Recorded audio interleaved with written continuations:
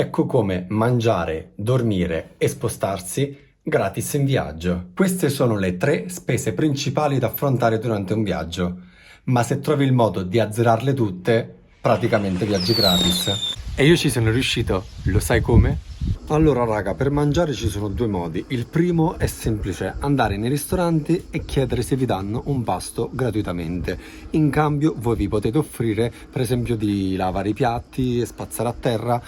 Insomma, un modo per ricoprire le spese del costo del pasto. Il secondo modo è il riciclaggio del cibo, ovvero quell'attività di recupero del cibo che andrebbe altrimenti buttato. Quindi ottimo contro lo spreco alimentare, e è quell'attività che si fa solitamente a fine giornata in quei posti dove c'è l'invenduto della giornata, per esempio panifici, frutterie, verdurerie, supermercati. Basta recarsi e chiedere se vi regalano quello che non hanno venduto. Magari possono essere prodotti un po' bruttini, ammaccatini, come può essere magari il pane vecchio, oppure frutta e verdura che non è più adatta alla vendita, o nel caso dei supermercati prodotti scaduti. Il riciclaggio del cibo è un qualcosa che io ho sperimentato parecchio durante i miei viaggi, e vi posso dire che spesso vi lasciano proprio delle cassettine fuori da una frutteria, una verdureria, con tutti quei prodotti che non sono destinati alla vendita perché magari non sono belli esteticamente, oppure hanno raggiunto la soglia massima, diciamo, di vendibilità, non so come dire. Se ci pensiamo, oggi c'è Too Good To Go che utilizza la strategia del riciclaggio del cibo per vendere l'invenduto della giornata,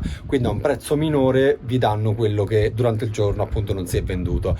Però io l'ho sempre fatto chiedendolo gratuitamente in tanti posti e spesso ha funzionato. Magari non sempre, però chiedere non costa nulla. Per dormire invece c'è il Couchsurfing, un'applicazione che vi consiglio di scaricare immediatamente perché vi permette in primis di trovare alloggio gratuitamente e poi vi connette con le persone del posto, perché appunto riceverete alloggio gratuito da persone locali, e questo è un plus, perché immaginatevi stare a contatto con persone nate e cresciute in un determinato posto, quindi connettervi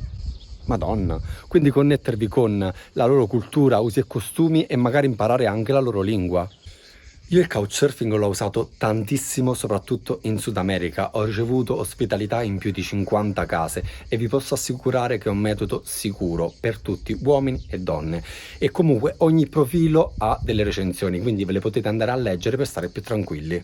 Un altro modo per dormire gratis è quello di portarsi una tenda. Questo vale in tutti quei casi, per esempio quando si fanno trekking di più giorni, dove bisognerebbe appoggiarsi ad un tour organizzato.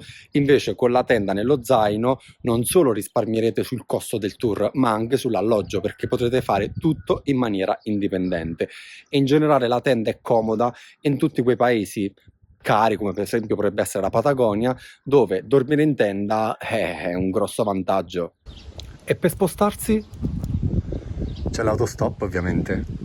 So che per alcuni è un'opzione da scartare a priori, però la verità dei fatti è che ti permette di spostarti in modo completamente gratuito, e come per il couchsurfing, oltre a ricevere un qualcosa in modo totalmente gratuito, ti permette di conoscere e connetterti con persone sconosciute e quindi condividere le proprie esperienze. Per quella che è la mia esperienza, a me personalmente non è mai successo niente, anzi al contrario, ho ricevuto un sacco di amore e supporto da perfetti sconosciuti, condividendo ore e ore di esperienze incredibili, di racconti. Wow, raga, fidatevi, l'autostop è una rivelazione, ma bisogna provarci.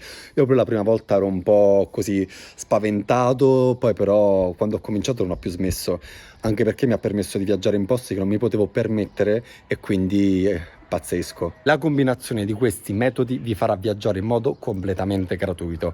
Immaginatevi nell'arco di una giornata spostarvi in autostop, dormire in couchsurfing e procurarvi del cibo tramite riciclaggio. Bam, viaggiato con 0 euro. Ma basta anche una o due di queste metodologie per risparmiare tantissimo, quindi provateci.